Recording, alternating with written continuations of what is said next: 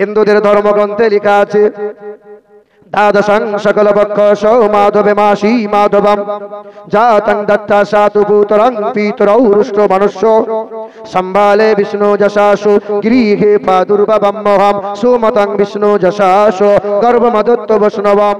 জোর করে তলোয়ারের জোরে ক্ষমতার জোর দেখিয়ে ইসলাম প্রচার হয় নাই। ভারতের জমিনে ক্ষমতার তলোয়ারের জোর দেখিয়ে যদি ইসলাম প্রচার হতো, ভারতের জমিনে একটাও মন্দিরের মাথা খুঁজে পাওয়া যেত না। আপনাদের এলাকায় হিন্দু ভাইরা আছে নাকি? আছে? আচ্ছা, হিন্দু ভাইরা যদি থাকে তাহলে তাদের জন্য তো কিছু বেদ পুরাণ বলতে হবে নাকি? হ্যাঁ, তো হিন্দু ভাইরা যারা আছে, হিন্দু মুসলমান যে কোনো দলের যে কোনো মতের মানুষ আমাদের ধর্মসভার আমাদের বক্তব্য শুনতে পারে, কোনো রকমের অসুবিধা নাই, কারণ আমরা সম্প্রীতি বজায় রাখতে চাই। ওরা মসজিদ ভেঙে মন্দির বানাও, তোমরা মাদ্রাসা মাজারগুলো ভেঙে মন্দির তৈরি করো, কিন্তু শুনে রেখে দাও, আমাদের কোরআন, আমাদের নবী, আমাদের পয়গম্বরেরা, আমাদের ওলি আউলিয়া গণেরা আমাদেরকে ভ্রাতৃত্ব বজায় রাখার শিক্ষা দিয়েছেন, সম্প্রীতি বজায় রাখার তালিম দিয়েছেন, হিংসা নয়। কারণ আমরা হলাম হানাফি মাযহাবের মানুষ। হ্যাঁ, চার ইমামের এক ইমাম, ইমামে আজম আবু হানিফা রহমতুল্লাহ আলাই, তিনি সম্প্রীতি বজায় কেমন রেখেছেন দেখেন।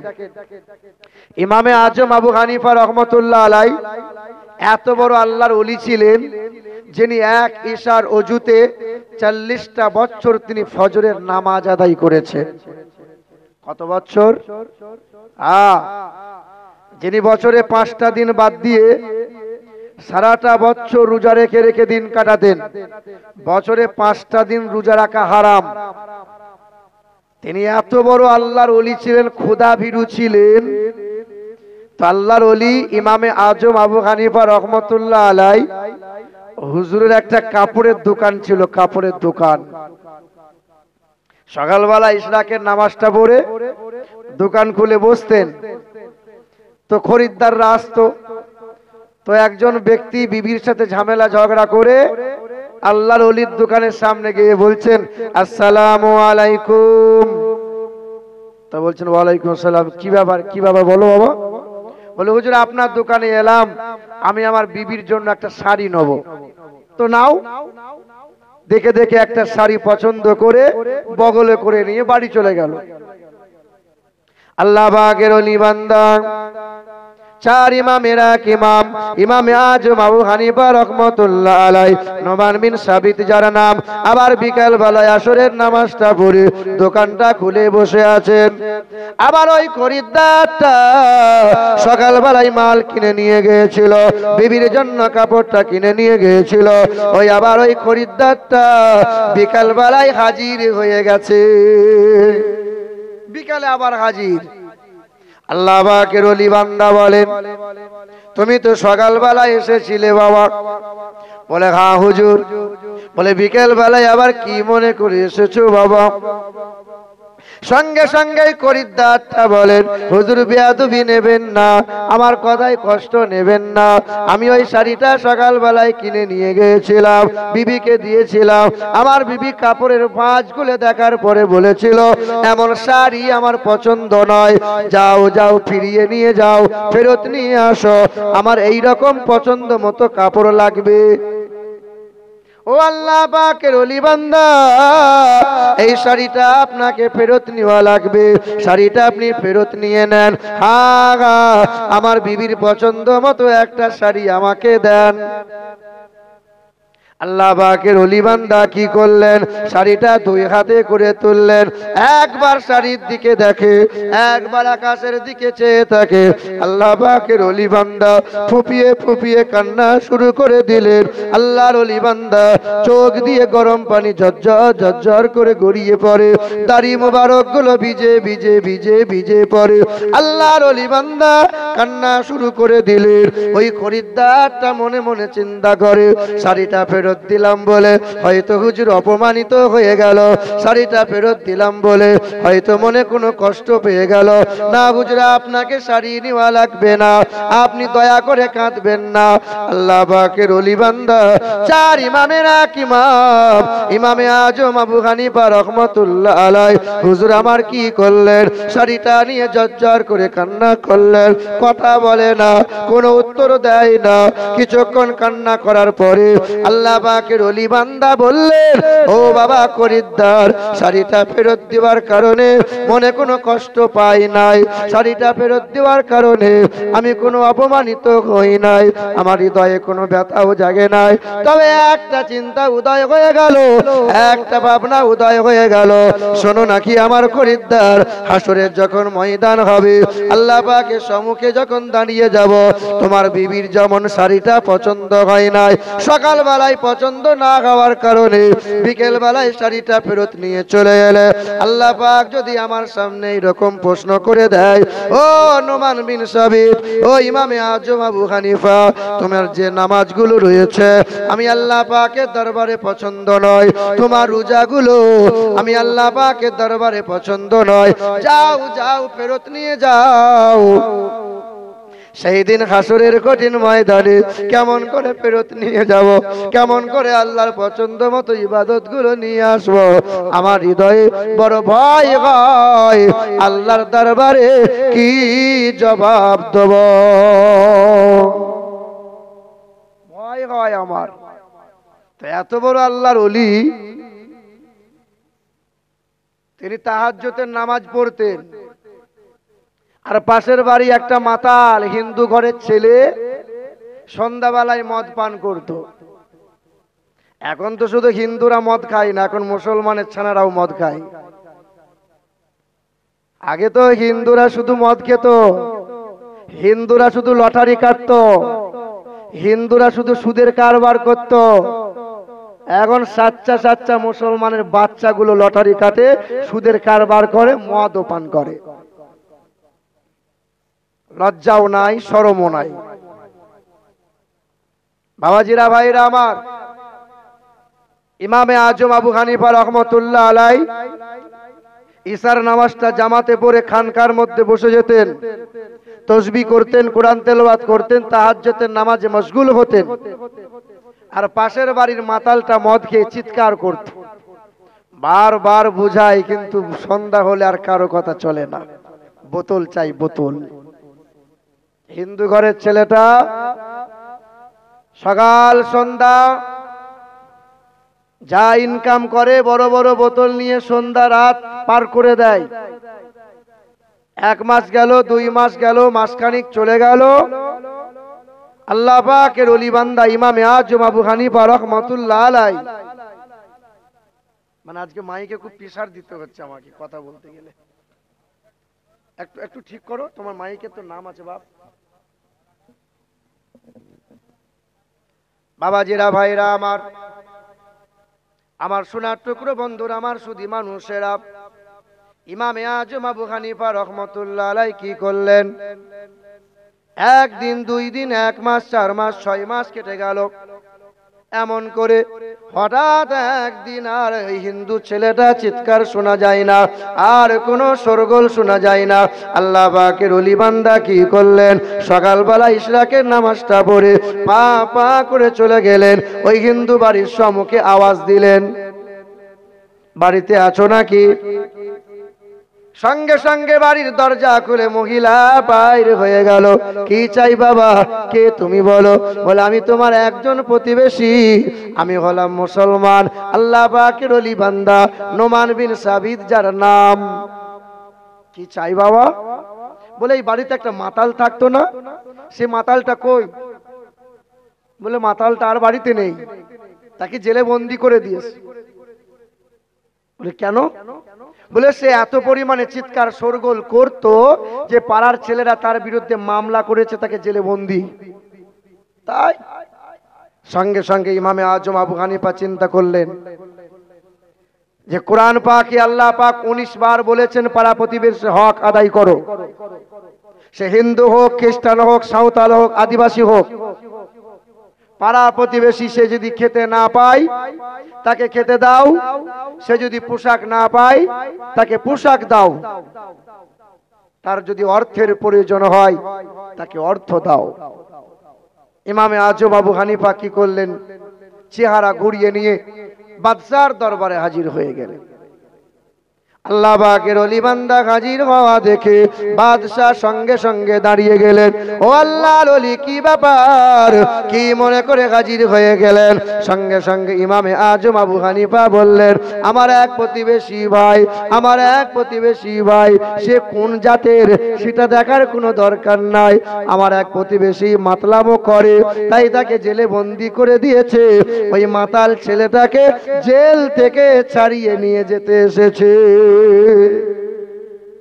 বলে, আপনি ওলি মানুষ হয়ে এক হিন্দু ব্যক্তির জন্য আপনি ছুটে এলেন, একটা মাতালের জন্য ছুটে এলেন? বলে, মাতাল তো কি হয়েছে?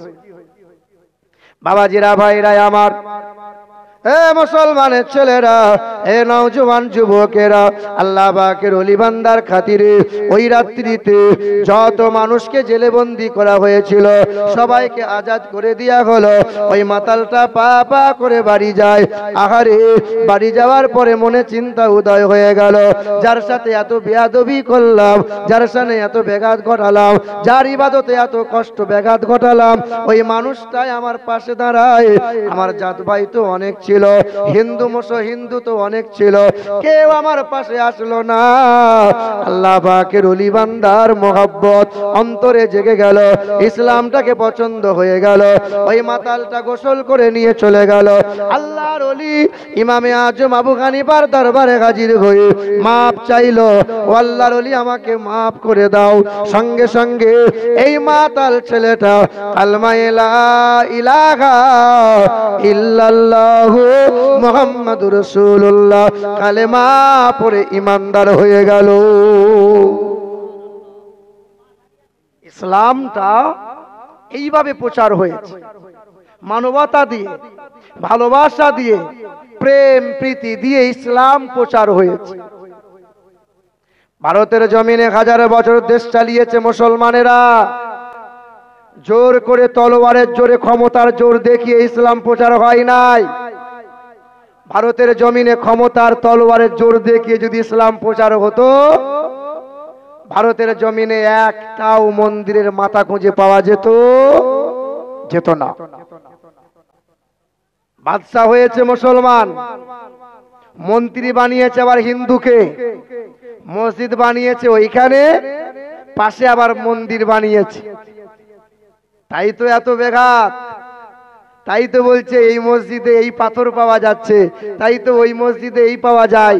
মুসলমানের মসজিদগুলো শুধু মন্দির খুঁজে পায়। তারা ভুল করেছিল, তারা যদি সব মন্দিরগুলো দিত ঠিক ছিল। বাবাজিরা, ভাইরা আমার, আমার শিক্ষিত মুসলমান শুধু মানুষেরা, এ আমার বাবাজিরা, ভাইরা আমার, আল্লাহ পাক রব্বুল আলামিন কোরআন পাকে জানিয়ে দেন, কুল ইন কুনতুম তুহিব্বুনাল্লাহ ফাত্তাবিউনি ইউহিব্বুকুমুল্লাহ ওয়া ইয়াগফির লাকুম যুনুবাকুম আল্লাহু গফুরুর রহিম। কোরআনেতে পারা নম্বর 3, পৃষ্ঠা নম্বর 13, আয়াত নম্বর 31, লাইন নম্বর 4। আমার আল্লাহ পাক জগতের মানুষকে জানিয়ে দেয়, এ দুনিয়ার বান্দা বান্দিরা, ওগো নবী আপনি বলে দেন, তোমরা যদি আল্লাহর পিয়ারা বান্দা হতে চাও, তোমরা যদি আল্লাহর পিয়ারা বান্দা হতে চাও, আল্লাহর দরবারে যদি মাগফিরাত কামনা করতে চাও, আগে নবী নবী করো, নবীকে সবচেয়ে বেশি মহব্বত করো, নবীর ইত্তেবা করো, নবীর অনুসরণ করো, আল্লাহ পাকের ভালোবাসা পাবে। আল্লাহ পাক তোমাদের গুনাহগুলো মাফ করে দেবে, ইহকালে নাজাত পেয়ে যাবে, পরকালে হাসতে হাসতে জান্নাতি হবে। পৃথিবীর জমিনে এমন কোন ধর্মগ্রন্থ নাই যে গ্রন্থে নবীজির প্রশংসা করা হয় নাই। বাইবেল, জান্দাবাস্তা, ত্রিপিটক, রামায়ণ, মহাভারত, যজুর্বেদ, ঋগ্বেদ, সামবেদ, অথর্ববেদ, কল্কি পুরাণ, ভগবত পুরাণ, সকল ধর্মগ্রন্থে নবীজির গুণগান করা হয়েছে। পৃথিবীতে এমন কোন ধর্মগ্রন্থ নাই যে গ্রন্থে নবীর প্রশংসা নাই। সব ধর্মগ্রন্থ। যারা দেখবেন আসলে প্রকৃত বামুন হয়, যারা দেখবেন আসলে প্রকৃত পণ্ডিত হয়, তারা কোনোদিন ধর্ম নিয়ে লাফালাফি করে না। ওই চুনোপুটি গুলো ধর্ম নিয়ে লাফালাফি করে। যারা ধর্মগ্রন্থ পড়ে না, ধর্মের জ্ঞান রাখে না, তারাই দেখবেন লাফালাফি করে। হিন্দুদের ধর্মগ্রন্থে লেখা আছে দ্বাদশং সকল বক্ষ মাধবে মাসি মাধবম জাতং দত্তা সাতু পুত্রং পিতরৌ রুষ্ট মনুষ্য সম্ভালে বিষ্ণু যশাসু গৃহে প্রাদুর্ভবম মহম সুমতং বিষ্ণু যশাসু গর্ভমদত্ত বৈষ্ণবম। কল্কি পুরাণ 3 নম্বর অধ্যায়ের 11 এবং 25 নম্বর শ্লোকে বলা আছে দ্বাদশং সকল বক্ষ মাধবে মাসি মাধবম। পৃথিবীর জমিনে জগৎগুরু বিশ্বের মহান নেতা যখন আসবেন, আবির্ভাব হবেন যেই দিনে মাধব মাসের দ্বাদশ তিথিতে তিনি আসবেন সাম্বালা শহরে। হ্যাঁ, আমরা জানি আমার নবী এসেছেন রবিউল আউয়াল মাসের 12 তারিখে সোমবারের দিনে শুভ সাদিকে। যিনি আসবেন পুরোহিতের ঘরে মানে উচ্চ বংশে, যিনি আসবেন পৃথিবীর উচ্চ গোত্রে। হিন্দু ভাইদের জিজ্ঞাসা করবেন, ও ভাই তোমাদের কি গোত্র হয়? বলে হ্যাঁ হ্যাঁ, কারো গোত্র শাণ্ডিল্য হয়, কারো গোত্র মধুকুল্য হয়, কারো গোত্র মধুঋষি হয়, কারো গোত্র কাশ্যপ হয়। পৃথিবীর জমিনে সবচেয়ে উচ্চ গোত্র, ওই গোত্রের নাম হলো হাসিম গোত্র। যার বাবার নাম হবে বিষ্ণু যশা, যারা বাংলা করলে হবে আল্লাহর দাস, যারা আরবি করলে হবে আব্দুল্লাহ, যারা মায়ের নাম হবে সুমতি, যারা বাংলা করলে হবে সুন্দরমন, যারা আরবি করলে হবে আমিনা।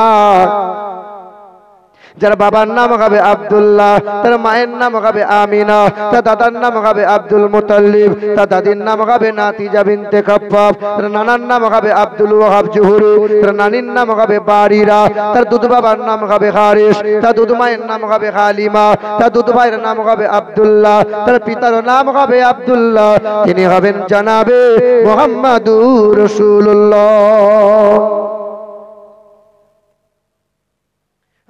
বাবাজিরা, ভাইরাই আমার, এই আমার সোনার টুকরো বন্ধুরা, আমার সুধী মানুষেরা, খুব মনোযোগ সহকারে শুনি। বেদে ওই নবীজির গুণগান করে বলে দিয়েছে ইথং কৌলগত প্রায় জানিসু পর ধর্মনি ধর্মত্তনাই সাতেন ভগবান বতরিষ্যতি। পৃথিবীর জমিনে আসবেন বিশ্বের মহান নেতা, যিনি জীবনে কখনো কোনোদিন একটাও ভুলে মিথ্যা কথা বলেন নাই। আচ্ছা, আমাদের ভিতরে মিথ্যার সত্য যদি ওজন করা হয়, আমাদের মিথ্যার ওজনের পাল্লা ভারী হবে না সত্যের পাল্লা ভারী হবে? হ্যাঁ, এই যে ভাইগুলো একটু বসে যাও না, একটু বসে যাও না, যুবক ভাইরা যারা দাঁড়িয়ে আছো বসে যাও একটু। রাস্তাঘাটে যারা ঘোরাফেরা এখনো পর্যন্ত করছেন, দয়া করে একটু জান্নাতের বাগানে আসেন। তবে এই জায়গায় সবাই বসতে পারবে না, এই জায়গায় বসবে যারা মুমিন আর মুমিনা হবে তারা। এই জান্নাতের বাগানে বসবে যারা, সেই জান্নাতের বাগান পাবে তারা। এই মজলিসে বসলে পরে আল্লাহর ওলি হওয়া যায়, এই মজলিসে বসলে পরে আল্লাহ পাকের পিয়ারা বান্দা হওয়া যায়।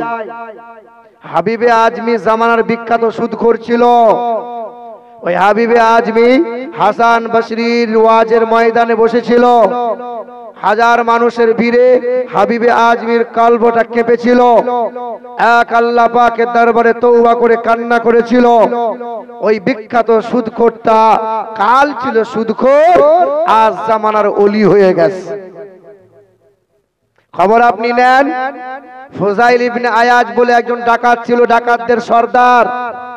এই ওয়াজের মাহফিলে বসে ওয়াজ শুনেছিল, কলবটা থরথর করে কেঁপেছিল। ফুজাইল ইবনে আয়াজ কান্না করেছিল। আল্লাহ পাক ডাকাতকে ধরে জামানার বিখ্যাত ওলি বানিয়ে দিয়েছেন। খবর আপনি নেন, বাশার হাফি বলে একজন মাতাল ছিল, মাতাল, সকাল সন্ধ্যা মদ পান করত। রাস্তায় পড়ে থাকা কোরআনের আয়াতকে দেখতে পেয়ে ধুলাবালি ঝেড়ে চুমা দিয়ে খুশবু লাগাইয়ে উঁচু জায়গায় রেখেছিল। আল্লাহ পাক রব্বুল আলামিন ওই মাতালকে ধরে জামানার বিখ্যাত ওলি বানিয়ে দিয়েছেন। খবর আপনি নেন, জামানার কত মানুষ এই ওয়াজের ময়দানে বসে আল্লাহর ওলি হয়ে গেছে। আপনিও পারবেন, আপনিও হতে পারেন, যে কেউ হতে পারে। এদিকে বসেন, একটু বসেন না, কোথায় কি করে বেড়াচ্ছেন বাবাজির আমার। একবার দরুদ শরীফ পড়ি, আল্লাহুম্মা সাল্লি আলা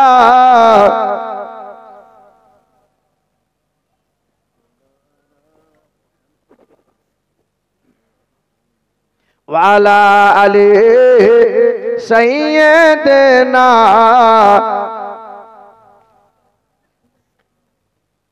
কয়েকদিন ধরে শরীর খুব ভালো নেই। কিছুদিন আগে ডাক বাংলা এসেছিলাম, ভেতরে জ্বর থাকছে সব সময়, ভেতর থেকে ঠান্ডা কাটছে না। হ্যাঁ, দিনে 2-3টা করে প্যারাসিটামল খেতে হয়, অ্যান্টিবায়োটিক তো চলছি। মাশাআল্লাহ আমার বাবাজিরা, ভাইরা আমার শিক্ষিত মুসলমান সুধী মানুষেরা, ও আমার বাবাজিরা, ভাইরা আমার, বেদে যেমন নবীজির প্রশংসা করা হয়েছে, ঠিক তেমনি শুনে রেখে দেন।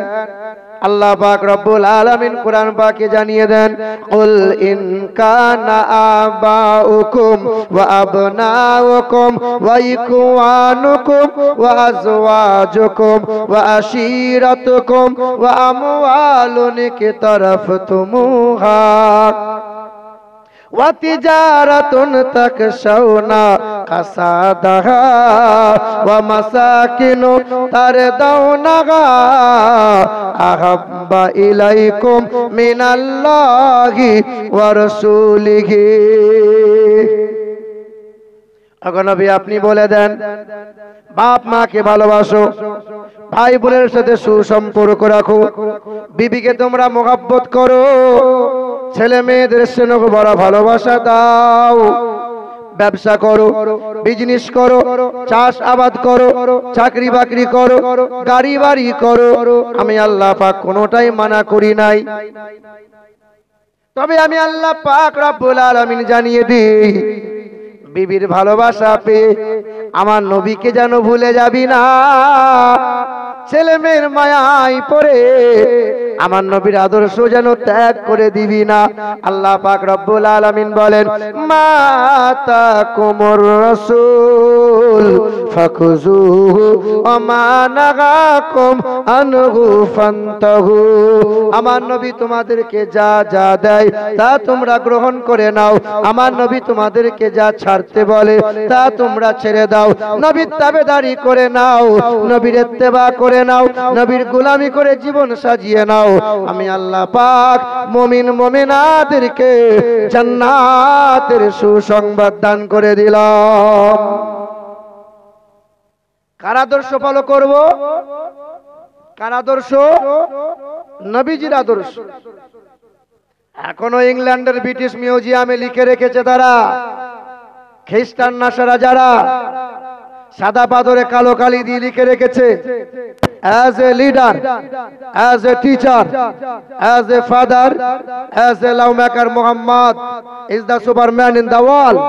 বিশ্বের জমিনে এক নম্বরের শিক্ষক যিনি, এক নম্বরের নেতা যিনি, এক নম্বরের পিতা যিনি, যিনি হলেন মানব জাতির কল্যাণকর্তা, তিনি হলেন জগৎ গুরু। যীশু খ্রিস্ট নয়, আব্রাহাম লিঙ্কন নয়, লেনিন নয়, গুরু নানক নয়, মহাবীর নয়, গৌতম বুদ্ধ নয়, স্বামী বিবেকানন্দ নয়, শ্রী চৈতন্য নয়, রামকৃষ্ণ নয়, তিনি হলেন জনাবে মুহাম্মদুর রাসূলুল্লাহ সাল্লাল্লাহু আলাইহি ওয়াসাল্লাম। আদর্শ ফলো করব কার? নবীজির। আল্লাহ পাক সবচেয়ে নবীকে মোহাব্বত করেন, আর আল্লাহ বলছেন নবীর তাবেদারি করো। যদি আল্লাহর পেয়ারা বান্দা হতে চাও, নবীর আদর্শ ফলো করো, যদি আল্লাহ পাকের রহমতের জান্নাত লাভ করতে চাও, আমরা কার আদর্শ ফলো করি বাবা? কার আদর্শ ফলো করি বলেন? ফলো করি বাবাজিরা, ভাইরা আমার, আল্লাহর নবী সাল্লাল্লাহু আলাইহি ওয়াসাল্লাম বলেন, সর্বপ্রথমে দয়ার নবী আমার বলেন, মুসলমান এক মুসলমানের সাথে যখন সাক্ষাৎ করো তোমরা সালাম দাও। সালাম কি দাও? সালামুন আলাইকুম তিবতুম ফাদখুলুহা খালিদিন। এই দুনিয়াতে সালাম দেয় যারা, ছোট হয়ে বড়কে সালাম দেয়, চলমান ব্যক্তি বা সমানকে সালাম দাও, কন্যা হয়ে পিতাকে সালাম দেয়, বিবি হয়ে স্বামীকে সালাম দেয়, স্বামী হয়ে বিবিকে সালাম দেয়। আল্লাহ পাক রব্বুল আলামিন জানিয়ে দেন, ইয়া আইয়ুহাল্লাযীনা আমানু লা তাদখুলু বুয়ুতা গায়রা বুয়ুতিকুম। হে ঈমানদারেরা, ঘরে যখন প্রবেশ করবে দরজার সামনে দাঁড়িয়ে সালাম জানাও। অন্যের বাড়ির সম্মুখে যখন যাবে সালাম দাও। সালাম সালাম। এই পৃথিবীর জমিনে সালামের আদান প্রদান করে যারা, আল্লাহ পাক রব্বুল আলামিন জানিয়ে দেন, সালামুন আলাইকুম তিবতুম ফাদখুলুহা খালিদিন। জান্নাতের দরজায় এই বান্দা যখন দাঁড়িয়ে যাবে, আমাকে দাদা বলে ডাকা হবে না, আমাকে চাচা বলে ডাকা হবে না, আমাকে বাবা বলে ডাকা হবে না, সেখানে সালাম দিয়া হবে। সালাম সালাম পেয়ে মুমিন বান্দা বান্দিরা জান্নাতে প্রবেশ করবে। এই দুনিয়াতে সালাম দেয় যারা, তবে আপনার ছেলেটা তো সালাম শেখে নাই, আপনার ছেলেটা মেয়েটা বাপকে সালাম দেয় না। সকাল হলে বলে গুড মর্নিং, রাত হলে পরে বলে গুড নাইট। আচ্ছা বলুন, good morning, good afternoon, good night বললে কটা নেকি পাওয়া যাবে বাবা? কটা পাওয়া যাবে? হ্যাঁ, গুড মর্নিং তো সব জায়গায় চলবে? চলবে না। আমার বাপ মারা গেছে, সকালবেলায় মন খারাপ করে বসে আছে, আপনি এসে বলছেন হাবে সাহেব গুড মর্নিং। আচ্ছা, গুড মর্নিং মানে হলো ভালো সকাল। আচ্ছা, বাপ মরে গেছে, আমার সকালটা খারাপ না ভালো? তাই তো আল্লাহর নবী বলেন, যত বেশি সালাম দেবে তার সেই ব্যক্তির উপরে আল্লাহ শান্তি আর রহমতে মালামাল করে দেবে।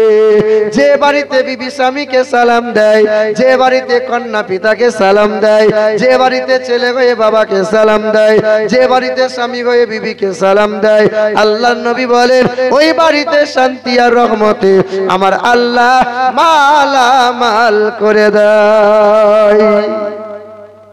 বিবিকে সালাম দেন আপনারা? দেয়া হয়? বুঝে লজ্জা লাগে গো, বউকে আবার সালাম দেয়া হয়? মানে গলা ধরে শুয়ে থাকতে লজ্জা লাগে না, একসাথে গোসল করার সময় লজ্জা লাগে না, ইয়ার কি ফচকমো মজা যখন বউ স্বামী স্ত্রী করা হয় তখন লজ্জা শরম লাগে না, সালাম দেওয়ার সময় লজ্জা লাগে। হ্যাঁ, মুসলমানের ছেলেরা সালাম দেয় না, তবে একবার সালাম দিয়েছে, যেই দিনে মুখে রুমাল দিয়ে বিয়ে করতে গেছে। শাশুড়ি তাকিয়ে দেখে সর্বনাশ, আমার জামাই তো বড় হুজুর, পাথর নড়ে কিন্তু জামাই নড়ে না। কি বলছেন বলেন? সেই দিন একবার সালাম জানাই, জীবনে কোনোদিন এই মানুষটা সালাম দেয় নাই। এ মুসলমানের ছেলেরা, হে নওজোয়ান যুবকেরা, ছেলেগুলোকে মানুষ করো, ছেলেদের বুকে কোরআন দাও, ছেলেদেরকে সালাম দেওয়া শেখাও, ছেলেদেরকে প্রফেসর বানাও, ছেলেগুলোকে ডাক্তার বানাও, ছেলেগুলোকে মাস্টার বানাও। না না, আপনার ছেলেকে মৌলবি বানাতে হবে না, আপনার ছেলেকে হাফেজ বানাতে হবে না। আজ স্কুলে গেলে পরে মুসলমানের মাস্টার পাওয়া যায় না, আদালতে গেলে পরে মুসলমানদের উকিল পাওয়া যায় না, আজ হাসপাতাল হাসপাতালে গেলে মুসলমানদের ডাক্তার পাওয়া যায় না। আপনার ছেলে ডাক্তার হোক, আপনার ছেলে মাস্টার হোক, আপনার ছেলে প্রফেসর হোক, তবে আল্লাহর নবী জানিয়ে দিয়েছেন তালাবুল ইলমি ফরিদাতুন আলা কুল্লি মুসলিমিন ওয়াল মুসলিমা, প্রতিটা মুসলমান নর নারীর জন্য জ্ঞান অর্জন করা ফরজ। কোন জ্ঞান অর্জন করা ফরজ? যে জ্ঞানটা অর্জন করলে পরে ছেলে বাপকে কষ্ট কোনোদিন দেবে না, যে জ্ঞানটা অর্জন করলে পরে বড়কে সম্মান দেবে, ভাই বোনের হক আদায় করবে, ওই জ্ঞানটার নাম হলো কোরআন ও হাদিসের জ্ঞান। বাবারা, ভাইরা আমার, এ মুসলমানের ছেলেরা, এ নওজোয়ান যুবকেরা, আল্লাহ পাক আমার নবীকে বড় মোহাব্বত করেন, তাই অসংখ্য আল্লাহর নবীকে মুজিজা দান করেছিলেন। সর্বশ্রেষ্ঠ মুজিজা হলো আল কোরআন। আল কোরআন। পৃথিবীর জমিনে যত নবী পয়গম্বররা এসেছেন, সকল নবী পয়গম্বরদেরকে আল্লাহ পাক নবুয়তের আর রিসালাতের সত্যতা স্বরূপ আল্লাহ মুজিজা দান করেছিলেন। মুসা নবী আলাইহিস সালাতু ওয়াস সালাম পৃথিবীর জমিনে আসলেন, আল্লাহ পাক মুসা নবীকে মুজিজা দান করলেন। মুসা নবী বগলের নিচ থেকে হাতটা বার করে যেমন ধরতেন, মনে হতো যেন সূর্যের আলোর ন্যায় হাত থেকে আলো বার হয়ে ঝলমল ঝলমল করত। মুসা নবী আলাইহিস সালাতু ওয়াস সালাম যখন হাতের লাঠিটা তিনি ফেলে দিতেন, সঙ্গে সঙ্গে হাতের লাঠিটা সাপ হয়ে যেত। আজ মুসা নবী নাই, তার মুজিজাগুলো কি আছে? আর মুজিজাও নাই, এখনো হাতের লাঠি আছে। যদি কোনো পৃথিবীর কেউ মানুষ ওই হাতের লাঠি ছেড়ে দেয়, ওই লাঠিটা কি আর সাপ হবে? আর সাপ হবে না। মুসা নবী বিদায় নিয়েছে, মুজিজাগুলো বিদায় নিয়েছে। আল্লাহ পাক দাউদ নবীকে পৃথিবীতে পাঠিয়েছিলেন, আল্লাহ পাক তাকে মুজিজা দান করেছিলেন। দাউদ নবী খলিফাতুল্লাহ, লোহার মধ্যে ধরতেন, সঙ্গে সঙ্গে লোহা গলে যেত। ওই দাউদ নবী আলাইহিস সালাতু ওয়াস সালামের উপর জাবুর কিতাবটা অবতীর্ণ হলো। জাবুর কিতাব তিনি যখন তেলাওয়াত করতেন, উড়ন্ত জিনগুলো, জঙ্গলে লুকায়িত জিনগুলো ঝাঁকে ঝাঁকে এসে দাউদ নবীর তেলাওয়াত শুনে যেত। দাউদ নবী পৃথিবীর জমিনে আর নাই। আজ যদি কোনো মানুষ জাবুর কিতাব পড়ে, উড়ন্ত জিন আসবে না, জঙ্গলের লুকায়িত জিনগুলো আর জাবুর কিতাব শুনবে না। কারণ দাউদ নবী নাই, তার মুজিজাগুলো বিদায় নিয়েছে নাই। বাবাজিরা, ভাইরা আমার, ও আমার মায়ের, আমার বোনেরা, ও মনোযোগ সহকারে শুনি বাবা। এই দাউদ নবীর ছেলে সন্তান, যার নাম হলো সুলাইমান নবী আলাইহিস সালাতু ওয়াস সালাম। সুলাইমান নবী 13 বছর বয়সে সিংহাসন লাভ করেছিলেন। জিনগুলোকে তার আয়ত্তে করে দিয়েছিলেন। পাখির কথা বুঝতে পারতেন, পিপিলিকার ভাষা বুঝতে পারতেন। সুলাইমান নবী সিংহাসনে বসে যেতেন বিনা ইঞ্জিনে, বাতাসের মাধ্যমে, আল্লাহর হুকুমে, এক চোখের পলকে 1 মাসের রাস্তা সিংহাসন উড়ে পৌঁছে যেত। সুলাইমান নবী নাই, সিংহাসন এখনো আছে। পৃথিবীর কোন পালোয়ান যদি ওই সিংহাসন উড়াতে চায়, পৃথিবীর কোন পালোয়ানের আর সাধ্য নাই, আর ক্ষমতা নাই। এ মুসলমান বাবারা, ভাইরা আমার, আল্লাহ পাক ঈসা নবীকে পাঠিয়েছিলেন। ঈসা নবী আলাইহিস সালাতু ওয়াস সালাম কুষ্ঠ বেদির গায়ে হাত বোলাতেন, সঙ্গে সঙ্গে বেদি শিফা হয়ে যেত। ঈসা নবী আলাইহিস সালাতু ওয়াস সালাম মরা মানুষের গায়ে হাত বোলাতো, আল্লাহর হুকুমে জিন্দা হয়ে যেত। ঈসা নবীকে আল্লাহ উঠিয়ে নিয়েছেন। তার মুজিজাগুলো বিদায় নিয়েছে, আর নাই। কিন্তু আমার আপনার নবী প্রাণ প্রিয় রাহমাতাল লিল আলামিন জনাবে মুহাম্মদুর রাসূলুল্লাহ সাল্লাল্লাহু তাআলা আলাইহি ওয়াসাল্লাম। আল্লাহ পাক নবীকে অসংখ্য মুজিজা দিয়েছিলেন। নবী চর্মচোখ থেকে আজকে আড়াল হয়ে গেছে। আল্লাহ পাকের দেওয়া ষষ্ঠ মুজিজা যার নাম হলো কোরআন। পৃথিবীর জমিনে এই কোরআন আছে, কিয়ামতের সকাল পর্যন্ত থাকবে। তাই হিন্দু ঘরের ওই বাংলাদেশের একজন শিল্পী নকুল কুমার বিশ্বাস একটা গান লিখেছে কোরআন নিয়ে। যদি আগুন লেগে ধ্বংস হয় পৃথিবীর সব বইয়ের দোকান, তবু বিশ্ব থেকে হারাবে না পবিত্র কোরআন। যদি আগুন লেগে ধ্বংস হয় পৃথিবীর সব বইয়ের দোকান, তবু বিশ্ব থেকে হারাবে না পবিত্র কোরআন। বলো কেমন করে করবে ধ্বংস আগুনের তেজ? কেমন করে করবে ধ্বংস তোমার আগুনের তেজ? আরে বিশ্বে ভরা লক্ষ লক্ষ আছে কোরআনের হাফেজ। মসজিদ ভেঙে মন্দির বানাও, মাদ্রাসা ভেঙে মন্দির বানাও, পৃথিবীর কটা কোরআনকে পোড়াবে, কটা কোরআনকে নদীতে ভাসাবে? একটা হাফেজ যদি পৃথিবীর জমিনে ঠাড়ো হয়ে দাঁড়িয়ে থাকে তো দেখবে লাখ লাখ আবার কোরআন ছেপে গেছে, কত মায়ের সন্তান হাফিজে কোরআন হয়ে গেছে। বাবাজিরা ভাইরা আমার, আল্লাহ পাক রব্বুল আলামিন জানিয়ে দেন, ইন্না আরাজনাল আমানাতা আলাস সামাওয়াতি ওয়াল আরদ ওয়াল জিবাল ফাআবাইনা আন ইয়াহমিলনাহা ওয়া আশফাকনা মিনহা ওয়া হামালাহাল ইনসান। কোরআন শরীফের পারা নম্বর 22, পৃষ্ঠা নম্বর 6, আয়াত নম্বর 72, লাইন নম্বর 12। আমার আল্লাহ পাক জগতের মানুষকে জানিয়ে দিল, শুনে রেখে দাও নিশ্চয়। আসমানকে বলো, জমিনকে বলো, পাহাড় পর্বতকে বলো, সবার কাছে আমি জিজ্ঞাসা করেছি, নেবে নাকি বলো? আমার আমানতটা দিতে চেয়েছিলাম, সবাই নাকচ করেছে, পারবে না, ভারসাম্য বজায় রাখতে পারবে না।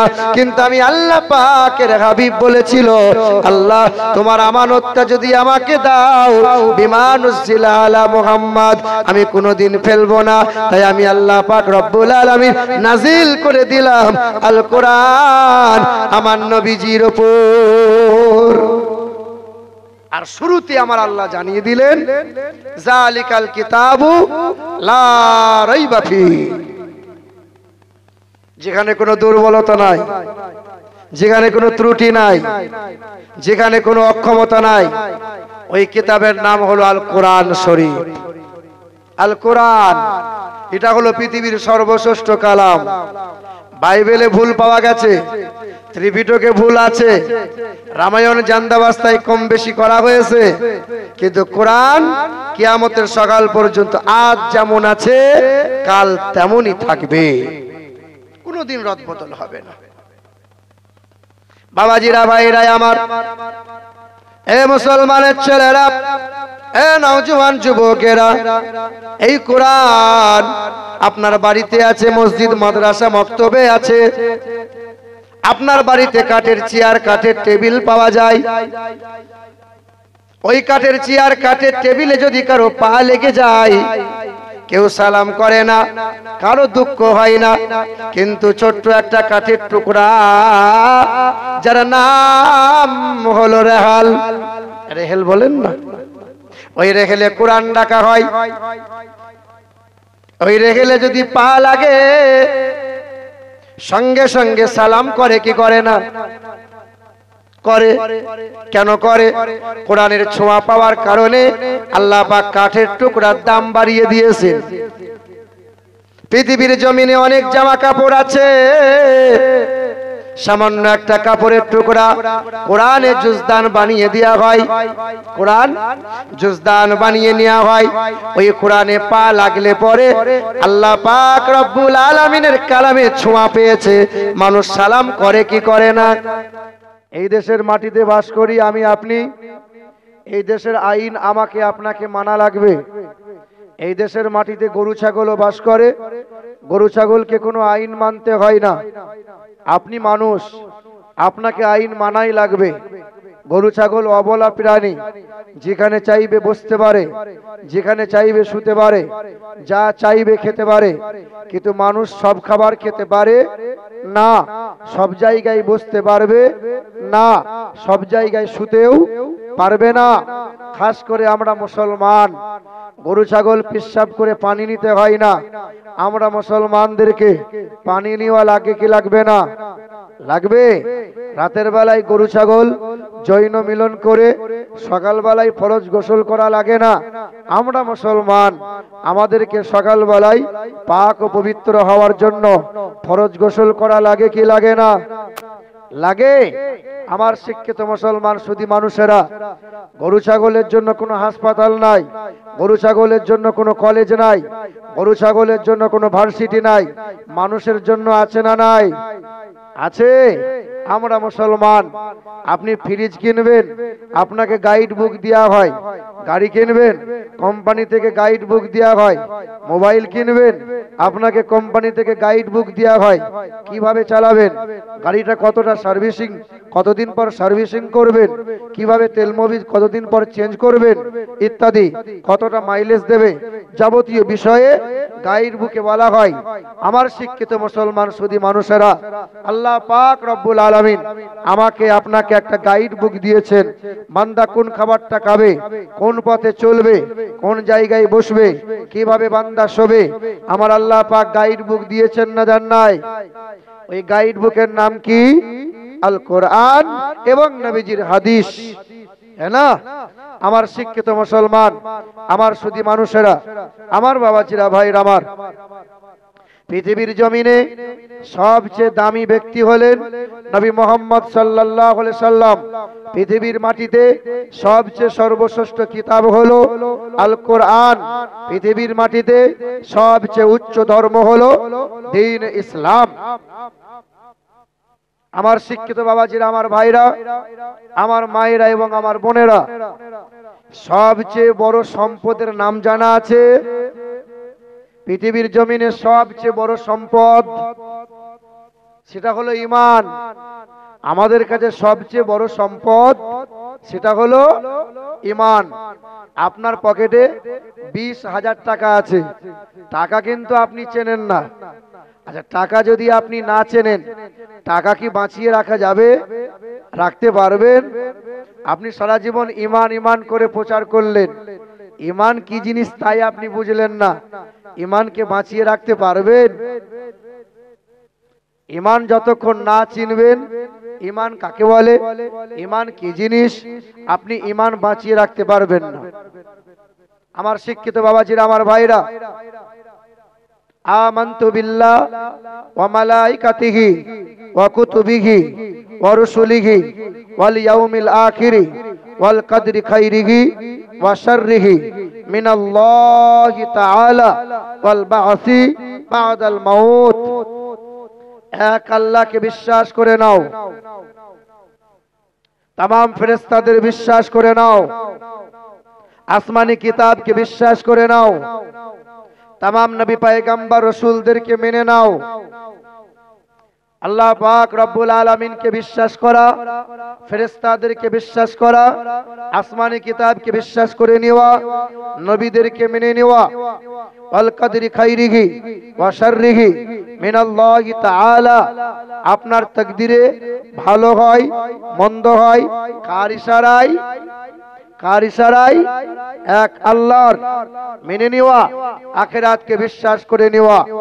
আপনার মৃত্যুর পরে আবার আপনাকে ঠাড়ো করা হবে, আবার আপনাকে জীবিত করা হবে, অর্থাৎ সে আখিরাতকে, পুলসিরাতকে, জান্নাত জাহান্নামকে বিশ্বাস করে নেওয়ার নাম হলো ঈমান। আল্লাহর নবী সাল্লাল্লাহু আলাইহি ওয়াসাল্লামের সাহাবী, নবীজির চাচা, যার নাম ছিল আমির হামজা রাদিয়াল্লাহু তাআলা। আমির হামজা, আরেকটু হালকা করেন তো সাউন্ডটা বাপ, যেন চাপ না পড়ে, দেখেন তো একটু। আমার শিক্ষিত মুসলমান সুধী মানুষেরা, আমির হামজা রাদিয়াল্লাহু তাআলা আনহুর বাড়িতে খুব মনোযোগ সহকারে শোনেন, একজন দাসী কাজের মেয়েটা কাবা শরীফের পাশে কুয়া থেকে পানি আনতে গেছে। ড্রাইভার বাবু, আপনি যেখানেই আছেন গাড়িটা একটু সাইড করে দেন। দেখেন বাড়িতে বোধহয় ড্রাইভার আছে মনে হয়, ড্রাইভার যেখানে আছেন গাড়িটা একটু সাইড করে দেন। গাড়ির কাছে যান, কমিটির ছেলে গাড়ির কাছে দাঁড়িয়ে আছে। আমির হামজা রাদিয়াল্লাহু তাআলা আনহুর ঘরের দাসীটা কুয়া থেকে পানি আনতে এসেছে। কুয়া থেকে পানি আনতে এসে দেখতে পেয়েছে যে বেঈমান আবু জেহেল এমন করে মেরেছে যে আমার নবীর মাথাটা ফেটে জমিনের উপর বেহুশ হয়ে পড়ে আছে, নড়ে না। বেঈমান আবু জেহেল সেই দিন বলেছিল যে মোহাম্মদকে জনমের মতো মেরে দিলাম, আর আল্লাহ বলার কেউ রইল না, ইসলাম প্রচার করার কেউ আর রইল না। সেই দিন আমির হামজা রাদিয়াল্লাহু তাআলা আনহুর ঘরের দাসীটা পানি আনতে এসে বাড়ির সম্মুখে দাঁড়িয়ে ঝরঝর করে কাঁদছে। আমির হামজার চাচি, আমির হামজার বিবি, নবীজির চাচি জিজ্ঞাসা করছেন, মা কি হয়েছে রে, তুই কাঁদিস কেন? সেদিন আমির হামজার বিবি যখন জিজ্ঞাসা করেছিল, দাসীটা কাঁদতে কাঁদতে বলেছিল, মা গো, তোমাদেরই ঘরের একটি সন্তান, তোমাদেরই ঘরের একটি আওলাদ, যার নাম মোহাম্মদ, তাকে এমন করে মেরেছে, আমার মনে হলো যেন মোহাম্মদ আর বেঁচে নাই, মরে গেছে। সেই দিন আমির হামজার বিবি কান্না শুরু করলো। দ্বিপ্রহরের সময় আমির হামজা রাদিয়াল্লাহু তাআলা আনহু ছুটে এলেন, ঘোড়া বেঁধে দিলেন, ঠান্ডা পানিতে হাত মুখটা ধুয়ে নিয়ে পা পা করে ঘরে ঢুকলেন। বিবি ঝরঝর করে কাঁদছে। আমির হামজা জিজ্ঞাসা করছেন, বিবি তুমি কাঁদছো কেন? তোমার কি হয়েছে বলো, তোমার কি এমন কষ্ট? আমি কি তোমাকে অভাব দিয়েছি? তুমি কি আমার ব্যবহারে কষ্ট পেয়েছো? সেদিন আমির হামজার বিবি কেঁদেছে আর বলেছে, না গো, তুমি খাবারটা খাও। আমির হামজা খাবারের রুটিটা নিয়েছে, খাবার তুলতে পারে না। বিবিকে বলছেন, কি হয়েছে বলো? বলে, কি আর বলবো বলো, তোমারই তো একটি ভাই, যার নাম আব্দুল্লাহ, তারই তো পুত্র মোহাম্মদ যার নাম, তাকে এমন করে মেরেছে, ছেলেটা নাকি মারা গেছে। আমার দাসীটা এইরকম খবর দিয়েছে। তার দাদু নাই বলে কোলে তোলার মতো কেউ কি রইল না, তার মা নেই বলে, তার আব্বা নাই বলে সান্ত্বনা দেওয়ার মতো কি কোনো ব্যক্তি থাকবে না? সেদিন আমির হামজা খাবারের থালাটা সরিয়ে দিয়েছে। আমির হামজা বিবির চোখের পানিটা মুছিয়ে দিয়ে বললেন, তুমি থামো। ঘোড়ার পিঠে চড়ে আমির হামজা রাদিয়াল্লাহু তাআলা আনহু চলে গেলেন। দৌড়ে দৌড়ে গিয়ে বেঈমান আবু জেহেল যখন দারুন নাদওয়াতে আনন্দে মাতোয়ারা হয়ে আছে, সেই সময় আমির হামজা বেঈমান আবু জেহেলের চুলের মুঠিটা ধরে পাথরে ঘা মেরেছে। আবু জেহেলের মাথাটা ফেটেছে। আমির হামজা বলেছেন, এরপরে কখনো কোনোদিন যদি আমার নবীর ওপর এতটুকু আঁচড় দিয়েছ, তা জেনে রেখে দিও, হয় সূর্যটা সেই দিন তোমার জন্য উঠবে, আর না হয় সূর্যটা আমার জন্য উঠবে। আমির হামজা ঠেট দিয়ে আমার নবীকে খুঁজে বেড়াচ্ছেন। সেই সময় এক সাহাবী, আমার রাসূলুল্লাহ অসুস্থ হয়ে আছেন, নবীকে উরুতে মাথা রাখিয়ে নবীর মাথার উপরে হাওয়া করছেন। কাবা শরীফের ভিতরে শুয়ে আছেন নবী আমার।